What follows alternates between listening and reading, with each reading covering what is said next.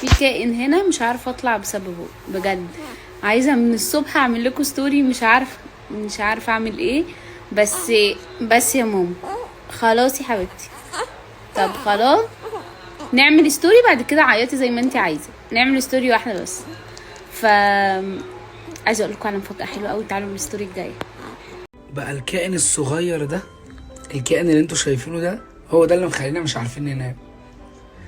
بننام الصبح وبنصحى بالليل، بنصحى بالليل وننام الصبح. يعني احنا ننام هي تصحى، احنا نصحى هي تنام. ففي ايه؟ في ايه بقى؟